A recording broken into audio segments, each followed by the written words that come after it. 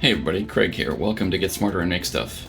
Well, today I thought I would do a little bit of what's on the bench.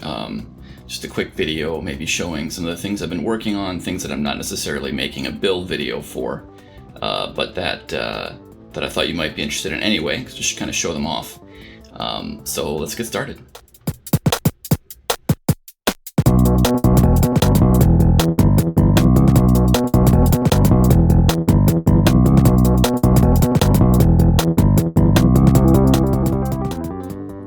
Okay, well, we are here not in the shop, but in my new office. If you watch the shop expansion update video, I'll put a link up in the corner for that. You know that this is a room that I busted out. That wall had a sliding glass door, put in a regular door and a window. This is going to be my new office so that my existing office can become shop expansion space. So I've been working on this. You can see the drywall mudding is coming along. I'm very nearly done. I basically just have to patch a few more things. You can see the wall here behind me is also nearly done, and then the other side of that wall. And then on top of that, I have been working on a little project getting a kiln that I picked up converted to use a programmable controller. Let me get the camera flipped around and I'll show you that.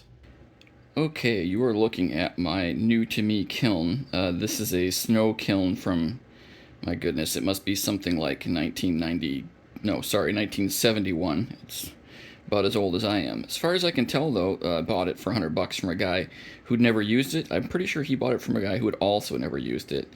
I do have a little burnout oven. It's very small. It's maybe, I don't know, 5 inches cubic or something like that. So this is much larger. I'm not huge into pottery. I have done a little bit as part of the Home project that you may have seen me write or talk about. With my 13-year-old daughter. We actually made a little clay pot and then fired it in my teeny tiny oven. We could do bigger things. I'll put a picture here of the thing she made. I think it came out pretty nice. So by default, this thing comes with no kind of control other than what's called a kiln sitter, which is actually rather clever. I can't show it to you right now because the kiln is actually running. That allows me to show the controller, so we'll go to that in a second. And so what I added was the controller. I went ahead and built a temperature controller, which is this box down here. The controller itself is this piece. I know it's flickering on the screen a little bit due to the interference, but you can see that it's running a program right now. The bottom number in green, 800, is the current set point, and the top number in red is the temperature the kiln is at, which is detected through this thermocouple. I actually bent this little bracket out of sheet metal, powder coated it, and that's actually another set of skills that I'm working on, sheet metal and powder coating, for another project which I will be doing a video on at some point in the not too distant future, I hope. So the thermocouple comes out, enters the control box, and inside I've got the thermocouple hooked up to this guy, and then power coming in on this side and out on this side going to the kiln. Been working great. I have, I should actually point out the thing up above is a volt amp meter, which really isn't super useful. The voltage, for instance, is always going to be 240 since it's a 240 volt device, and the amps just basically flop between 20 amps, which is the full current draw, and 0, depending on whether the controller is driving it or not. But pretty straightforward build, but I don't know, it looks kind of cool, so I decided to leave it. I've also got an alarm up here that I wired in off one of the outputs of the controller, so that if the temperature goes above, currently it's 1,000 degrees, but I'll set it to this high-end safety temperature on this kiln, which I think is about 2,200 degrees. I'll look it up before I set it, and then that'll blink and do an audible alarm if that temperature is ever exceeded for whatever reason, which it really shouldn't be. My intention is to use this kiln primarily for melting things like aluminum, which should be really convenient, because having the small burnout oven will let me do investment cast molds, which I then burn out, and then you need to keep that hot so it can stay in the little oven, and then I can do the melting in here, pull the crucible out, pour it. Of course, this will all be outside. Ideally, I don't really want to do it here in my office, but for the moment, I think this is fine.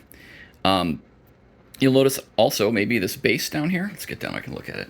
This I welded up out of some square tubing.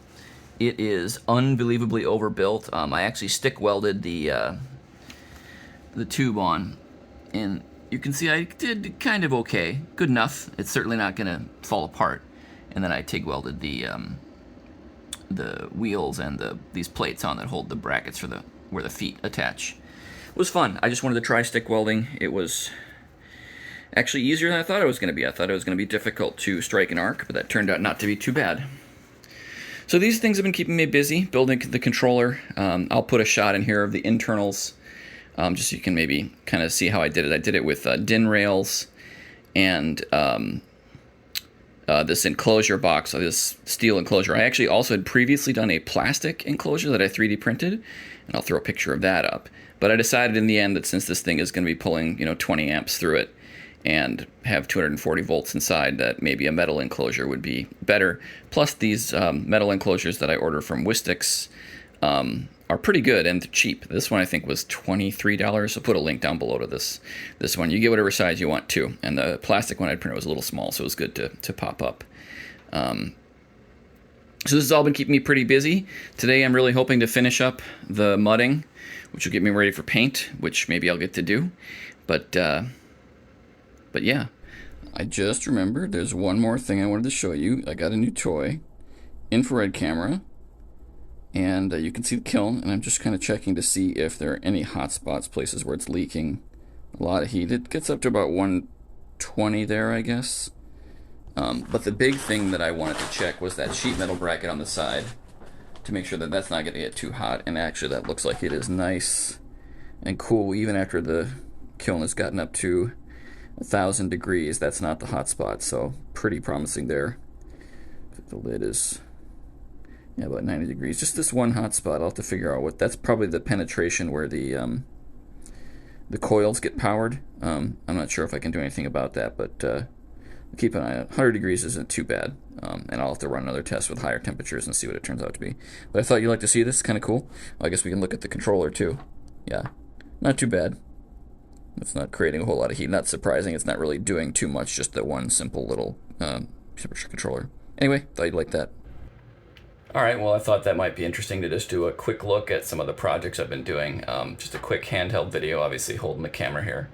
And I figured, hey, I can get one of these out pretty quick, give you a quick glimpse as I continue to work on the other videos I'm producing, the more of the higher quality build ones. But I thought, I don't know, if this is something you're interested in, you can leave a comment, and if you have questions or you think I should do more of an in-depth video on one of these, or whatever, let me know down in the comments. Or even better, go and find a YouTuber who you think is trying to make money off of this crazy platform. I'm not. I'm just doing this for fun. Leave them a comment, even if it's just to say, hey, I like what you're doing. That really, really helps them out. Comments are highly rewarded by the YouTube algorithm. So go and find someone you think might have a harder time getting comments, and give them a little bit of encouragement. I think that'd be a great idea. In any event, hopefully this gives you some idea what I've been working on. I've definitely gotten a lot smarter. The temperature controller there was a good build for me. I actually have another thing that I need to do where I need to build a large capacity oven, and that having the temperature controller figured out for that is actually going to be super useful, but I'll talk about more about that in a future video. So signing off for now, and hope you have decided to do something today to make yourself something and to get smarter while doing it. Bye-bye.